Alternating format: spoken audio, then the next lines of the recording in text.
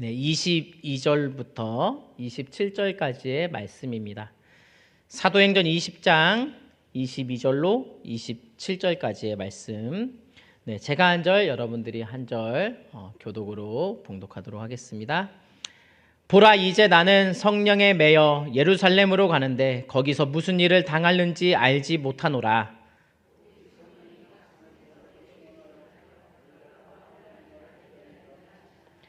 내가 달려갈 길과 주 예수께 받은 사명 곧 하나님의 은혜의 복음을 증언하는 일을 마치려 하면은 나의 생명조차 조금도 귀한 것으로 여기지 아니하노라.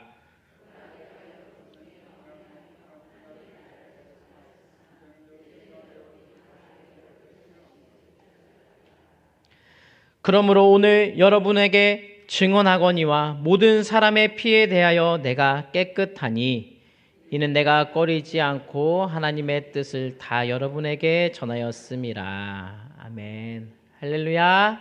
하나님의 은혜와 평강이 우리 모두에게 가득 넘치게 되는 시간이 되기를 원합니다. 날씨가 많이 추워졌네요. 갑자기. 더워서 못 살겠던 때가 엊그제 같은데 또 이제 추워서 못 살겠네. 또 이런 소리를 할 것 같습니다. 따뜻한 주님의 은혜에 함께하는 시간이 되길 원합니다. 신약 성경을 보면 가장 영향력 있던 사람 바로 예수님, 그 다음에 바울일 것입니다. 여러분, 복음의 열정을 가진 이 바울의 영향력은 너무도 커서 2000년이 지난 지금까지도 이 자리에서 바울의 말씀을 가지고 우리는 말씀을 듣고 있습니다. 그가 그렇게 할 수 있었던 것은 뚜렷한 길을 찾아서 오직 한 길로 달려갔기 때문입니다. 길을 찾아가는 것이 왜 이렇게 중요할까요? 우리의 시간은 한정되어져 있고 길을 잘못 들어가면 한참을 돌아 나와야 하는 수고를 겪기 때문에 그렇습니다. 김창옥 교수님의 라디오에서 이런 말을 하더라고요. 70이 다 되신 분께서 시간에 대해서 이렇게 얘기했대요. 강의를 다 듣고 나서 김창옥 교수님을 찾아오더니 내가 살아보니까 하루는 더디 가는데 1년은 빨리 갑디다. 내 나이가 70이요. 1년은 더디 가는데 10년은 빨리 갑디다. 벌써 70이에요. 올해도 언제 다 가나 했는데 벌써 지금 10월 말을 향해서 달려가고 있습니다. 한정된 시간을 살고 있는 우리들, 인생의 길에서 방황하며 우리는 시간을 낭비하고 있지는 않나요? 여러분, 길을 잃어버린 경험이 있으십니까? 아마 다 한두 번씩은 길을 잃어버린 경험이 있을 것입니다. 길을 잃어버렸다는 것은 두 가지의 의미가 있습니다. 목적지까지 가야 하는 방법을 잃어버린 거죠. 여기서 부천까지 가야 되는데 어떤 방법으로 어떻게 가야 될지 모를 때 우리는 길을 잃어버렸다고 합니다. 또 하나가 있습니다. 내가 어디에 있는지 모를 때 우리는 길을 잃어버렸다고 표현을 합니다. 산을 등산하다가 중간에 지도 표지판을 볼 때 가는 방법을 보기도 하지만 지금 내가 어디까지 와 있는지를 확인하고 안심하고 다시 산을 올라갑니다. 그렇습니다. 길은 우리가 다니는 그런 길도 있지만 그보다 더 중요한 우리의 삶의 길, 인생의 길이 있습니다. 대부분의 사람들이 가는 방법을 모르기보다 나의 현재 위치를 파악하지 못해 방황하는 경우를 종종 보게 됩니다. 미생이라는 드라마, 오래전에 끝났죠. 사회 초년생이 처음 직장 생활을 하며 겪는 문제와 어려움을 넘어서는 것을 그리고 있습니다. 이 드라마의 시작은 주인공의 이 대사의 독백으로 시작을 합니다. 길이란 걷는 것이 아니라 걸으면서 나아가는 것이 중요하다. 나아가지 못하는 길은 길이 아니다. 길은 모두에게 열려 있지만 모두가 그 길을 가질 수 있는 것은 아니다. 길은 걷는 것이 아니라 나아가는 것. 어떤 방향을 찾고 올바른 방향으로 나아가는 것이 중요합니다.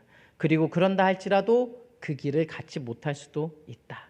이것이 어쩌면 우리가 방황하는 이유일 것입니다.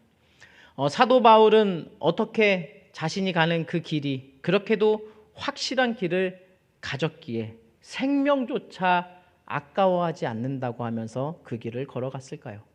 또한 디모데후서의 기록에 보면 달려갈 길을 마치고 의의 면류관이 예비되었다고까지 고백할 수 있었을까요? 도대체 이 사도 바울은 어떤 길을 걸어갔길래 그랬을까요? 오늘 우리가 읽은 본문 사도행전 20장은 사도 바울이 제3차 전도 여행을 소아시아 지방에서 마치기 전에 에베소 교회에 방문하고 싶었지만은 시간적인 여유가 없었습니다. 그래서 이 에베소 교회의 지도자들, 장로들을 밀레도로 불렀습니다. 그리고 에베소 교회 장로들에게 마지막으로 권면하는 말씀입니다. 이 에베소 교회는 사도 바울이 대략 3년 정도 머물면서 세웠던 교회였습니다. 그들에게 바울은 마지막으로 어떤 말을 들려줬을까요? 조금 리얼하게 들려드리기 위해 메시지 성경의 본문으로 한번 읽어드리겠습니다. 여러분도 알다시피 나는 아시아에 도착한 첫날부터 전적으로 여러분들과 함께 지냈습니다. 어떠한 상황에서도 목숨을 걸고 주님을 섬겼고 나를 죽이려는 유대인들의 끝없는 계략을 참아냈습니다. 나는 어떤 경우에도 인색하게 굴거나 입속을 챙기지 않았고 여러분의 삶에 변화를 가져다 줄 진리와 격려의 말을 여러분들에게 아낌없이 주었습니다. 나는 여러분을 사람들 앞에서나 여러분의 집에서 가르치면서 유대인에게나 그리스 사람에게나 똑같이 하나님 앞에서 삶을 근본적으로 고치고 우리 주 예수를 철저히 신뢰하도록 당부했습니다. 그러나 지금 내 앞에는 또 하나의 긴급한 일이 있습니다. 예루살렘으로 가야 하는 부담입니다.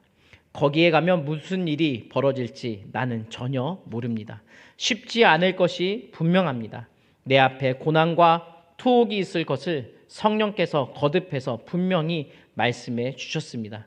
그러나 그것이 나에게는 별로 중요하지 않습니다. 나에게 가장 중요한 것은 하나님께서 시작하신 일을 마치는 것입니다. 주 예수께서 내게 맡기신 사명, 곧 믿을 수 없을 만큼 후히 베푸시는 하나님의 자비를 내가 만나는 모든 사람에게 알리는 것입니다. 아멘. 바울은 이 복음의 뜨거운 마음을 나누었습니다. 그리고 마지막으로 에베소 교회의 장로들을 불러 유언과도 같은 말을 하고 있는 것입니다.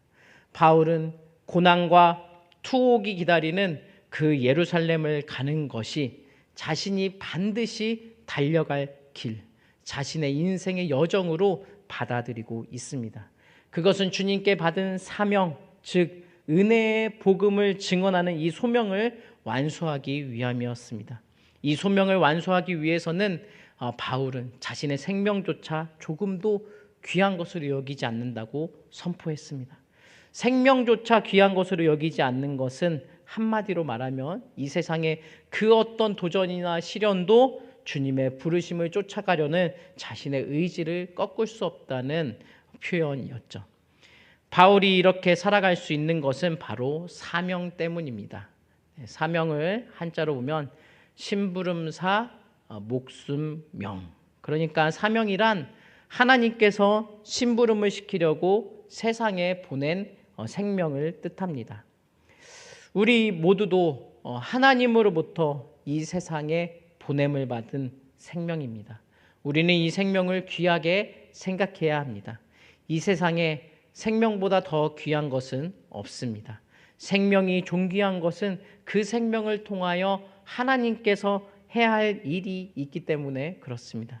그러므로 내게 주어진 이 사명을 반드시 찾아야 합니다.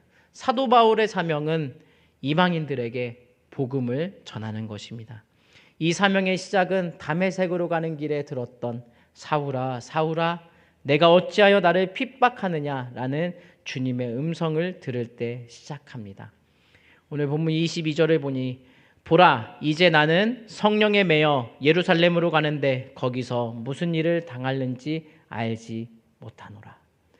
지금 사도 바울은 자신이 가고자 하는 이 예루살렘에서 자기가 무슨 일을 당할지 모른다고 고백하고 있습니다. 그러나 바울은 예루살렘에서 자신이 무슨 일을 당할지 전혀 모르고 있지는 않았습니다. 왜냐하면은 23절에 보면은 성령께서 이미 몇 차례 그에게 결박과 환란이 기다리고 있음을 경고해 주셨기 때문이죠. 그런데도 사도 바울은 예루살렘으로 가는 것을 조금도 지체하지 않았습니다. 그것도 억지로 마지못해서가 아니라 16절에 보면은 지체하지 않고 급히 갑니다. 되도록이면 빨리 가기 위해 자신이 진정으로 가보고 싶었던 에베소 교회도 들리지 못합니다. 그가 이렇게까지 하는 이유가 무엇일까요? 22절 말씀에 본대로 그는 성령의 매임을 받았기 때문이라고 설명하고 있습니다. 여기서 매임이란 묵다 또 속박하다라는 뜻으로 육체적인 매임뿐만이 아니라 영적으로도 사로잡혀 있는 것을 뜻합니다. 성령께서는 예루살렘에 있을 바울의 환란을 예고하셨지만 그러나 바울이 그 길을 당당히 가기를 원했습니다. 그리고 성령에 매여 있던 그의 최고의 삶의 목적은 어떤 상황에든 자신의 목숨을 내어놓으면서까지 복음을 전하는 것이었습니다. 그래서 그의 마음이 지금 이 와중에도 예루살렘을 넘어 로마 그리고 서바나 그리고 곧 오늘날의 스페인까지 가고자 하는 원대한 비전이 활활 바울의 마음속에 타올랐던 것입니다. 그러한 그가 24절에서 이렇게 고백합니다. 우리 한번 24절 말씀 한 목소리로 읽어볼까요? 시작. 나이가 달려갈 길과 주 예수께 받은 사명 곧 하나님의 은혜의 복음을 증언하는 일을 마치려 하면은 나의 생명조차 조금도 귀한 것으로 여기지 아니하노라. 아멘. 이 바울의 이 본문의 이 위대한 선포는 그냥 홀로 골방에서 산속에서 하나님과 1대1의 기도 속에서 한 것이 아닙니다. 에베소의 장로들을 다 불러놓고 그 앞에서 자신이 예루살렘으로 가는 그 길이 환난과 결박이 기다리고 있는 그 길이지만 그러나 그 길을 완수하기 위해서는 자신의 생명조차 조금도 귀한 것으로 여기지 않는다고 공개적으로 지도자들 앞에서 선포한 겁니다. 그리고 마지막 유언처럼 이야기했습니다. 도대체 왜 바울이 하나님과 1대1의 관계 속에서만 이 고백을 할 수 있었는데 왜 많은 사람들에서 왜 지도자들 앞에서 이 고백을 했었을까요? 이 말을 듣는 여러분들도 그렇게 살아달라는 당부의 말씀이었던 것이죠. 바로 그러한 사람들이 있었기 때문에 오늘날 우리가 살고 있는 이 교회와 사회와 이 나라의 미래가 새롭게 되는 것입니다. 에베소라는 이 도시는 요한계시록에 등장할 정도로 아주 큰 도시였습니다. 사람들이 항상 분볐고 우상과 돈과 향락과 패션과 온갖 유행과 볼거리가 가득한 그곳에서 에베소에서 택하신 자들을 불러내 하나님의 일꾼을 삼았습니다. 우상의 도시, 타락의 도시에서 복음의 증인을 삼기 위해 하나님은 불렀습니다. 하지만 부름받은 장로들, 부름받은 성도들 입장에서는 온갖 시련과 고난의 길이 기다리고 있었습니다. 그래서 바울은 24절 말씀을 하면서 나의 생명조차 조금도 귀한 것으로 여기지 아니한다. 결연한 각오로 이렇게 말씀하는 것입니다. 그리고 순종하면 그 결과는 하나님께서 책임져 주신다라는 것이죠. 하란에서 부족함 없이 살고 있는 아브라함에게 하나님은 명령했습니다. 한 번도 가본 적이 없는 가나안이라는 땅으로 가라. 이 가장이었던 아브라함에게는 삶의 근간을 뒤흔드는 아주 큰 도전이었습니다. 그것은 희망이나 꿈이 아니었습니다. 시련과 고난의 길이었습니다. 하지만 아브라함은 순종했습니다. 왜 그랬을까요? 그 길을 가라고 하시는 분이 하나님이셨기 때문에 그렇습니다. 미디안 광야 40년 양치기 생활을 한 모세가 80세가 되었을 때입니다. 이제는 인생을 마무리하고 은퇴를 해야 할 때 그에게 하나님은 이스라엘 백성을 이집트로부터 탈출시키라는 명령을 받습니다. 대제국 이집트로부터 독립되어 나오라는 아주 무모한 도전이었습니다. 이 모세의 손에는 막대기 하나가 전부였습니다. 하지만 순종했습니다. 왜 그랬을까요?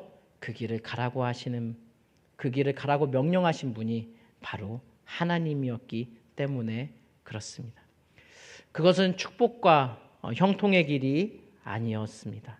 하지만 그렇게 가라고 하신 분이 하나님이기 때문에 갔던 것이죠.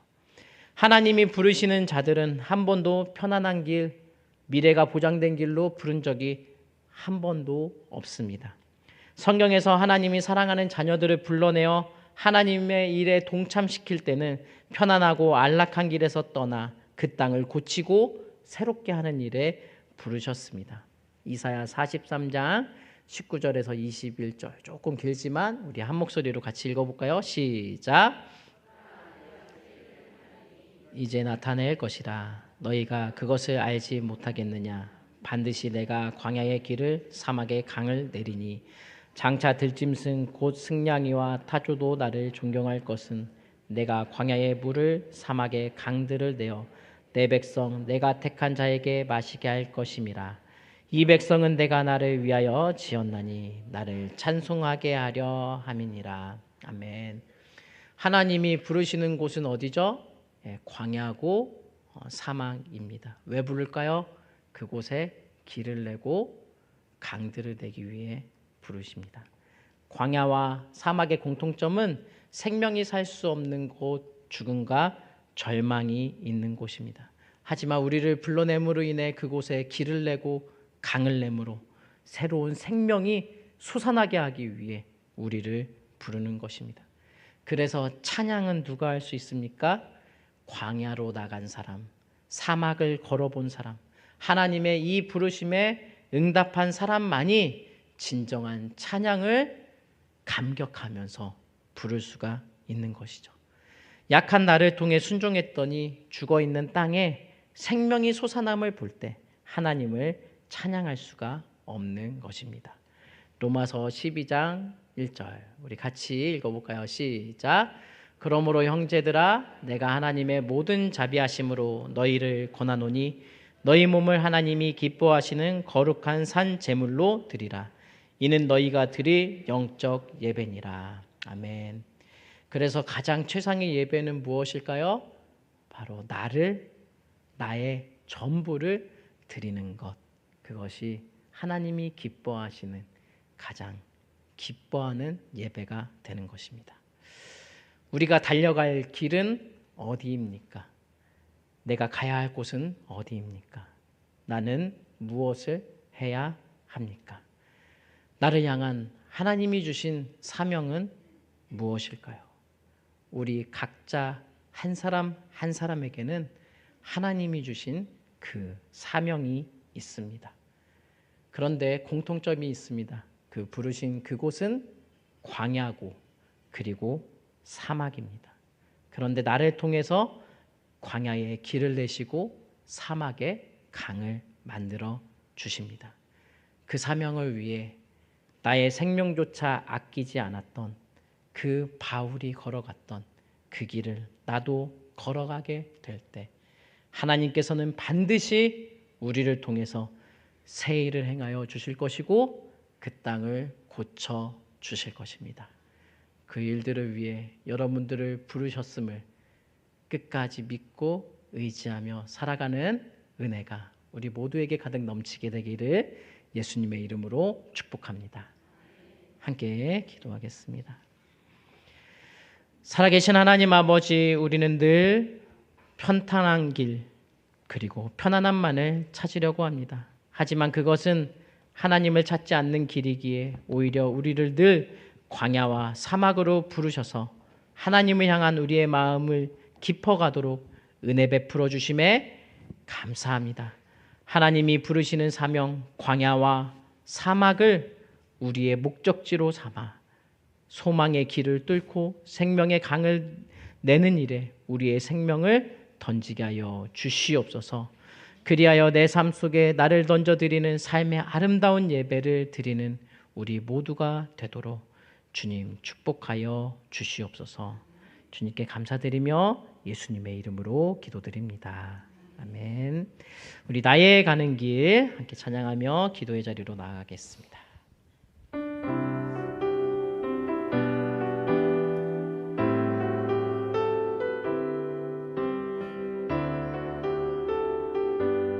나의 가는 길, 나의 가는 길 주님 인도하시네. 그는 보이지 않아도 날 위해 일하시네. 주 나의 인도자 항상 함께 하시네. 사랑과 힘 베푸시며 인도하시네. 인도하시네. 나의 가는 길, 나의 가는 길 주님 인도하시네. 그는 보이지 않아도 날 위해 일하시네. 주 나의 인도자 항상 함께 하시네. 사랑과 힘 베푸시며 인도하시네. 인도하시네. 광야의 길을 만드시고 날 인도해.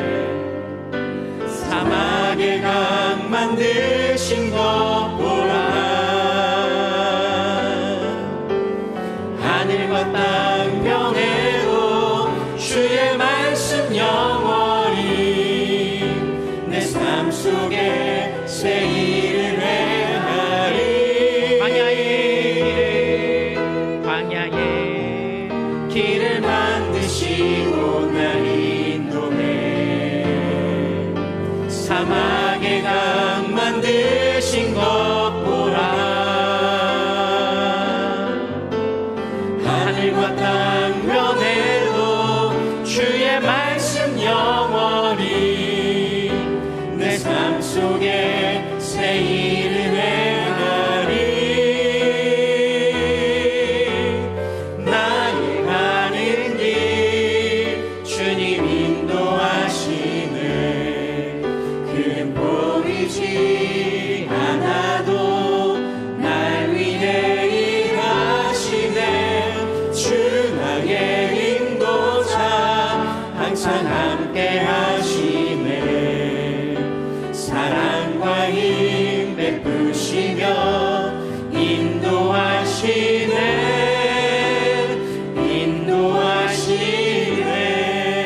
인도하시네. 이 시간에 우리 말씀을 기억하며 평탄한 길, 편안한 길이 아닌 하나님이 부르시는 길로 가게 하여 주시옵소서. 내가 걸어가는 이 길이 광야와 사막을 걷고 있을지라도 나와 동행하시는 주님을 바라보며 승리하게 하여 주시옵소서. 우리 또 우리 교회를 위해 기도합시다. 3세대 신앙교육으로 신앙의 대를 잇는 우리 동춘교회 되게 하여 주옵소서. 또 우리 수능시험이 이제 22일 남았는데 우리 수험생을 위해서도 함께 기도합시다. 수험생들이 하나님께서 선하신 계획을 이루어 주실 것을 신뢰하게 하여 주시옵소서. 하나님만의 자녀의 선한 주인이자 온전한 부모가 되심을 신뢰하게 하여 주시옵소서. 끝까지 최선을 다해 준비할 수 있는 체력과 건강을 허락하여 주시옵소서. 우리 이러한 기도의 제목을 가지고 우리 주여 한번 크게 부르짖고 기도하며 나아가겠습니다. 주여, 성령 하나님 아버지 주님 감사합니다. 오늘 주님 앞에 나와 하나님의 말씀을 듣고 기도하게 하여 주시옵소서. 주님이 부르시는 그 길, 광야와 사막을 걸어갈 시간, 그곳에 동행하시는 분이 하나님이시고 그곳으로 부르시는 분이 하나님이시라. 기쁨으로 아버지 하나님 그 길을 걸어갈 수 있는 은혜가 우리에게 있게 하여 하나님이 베풀어 주신 주님의 그 은혜를 바라보며 아버지 하나님 나를 향한 하나님의 그 사명을 깨닫게 하여 주시옵소서. 이 땅에 빛과 소금의 역할로 살아갈 수 있도록 하여 주시옵소서. 복음 가진 자로 강하고 담대하게 광야와 사막을 통하여 아버지 하나님 새 길을 열어주시고 강을 만들어주시고 길을 내어주시는 그 하나님을 바라볼 수 있는 은혜가 우리 모두에게 있게 하여 주시옵소서. 눈물 속에 고백하며 가슴을 치는 상황 속에 나아가는 승자들의 그 마음을 시원케 하시는 그 하나님을 바라보게 하여 주시옵소서. 하나님의 복음 전하는 이는 마치려 하면은 자신의 생명조차 조금도 귀한 것으로 여기지 아니하였던 그 사도 바울의 그 길을 함께 순종하며 따라가는 은혜가 있게 하여 주시옵소서. 예수의 시험이 얼마 남지 않았습니다. 수험생들에게 하나님께서 선하신 계획을 이루어 주실 것을 믿음으로 나아갑니다. 주님만이 아버지 하나님 우리의 선한 주인장 온전한 부모가 되심을 믿으며 신뢰할 수 있게 하여 주시옵소서. 끝까지 최선을 다해 준비할 수 있는 체력과 건강을 아버지 하나님 우리 수험생들에게 허락하여 주시옵소서. 아버지 하나님 우리 수험생들을 통하여 세례를 행하여 주시고 인도하여 주시옵소서.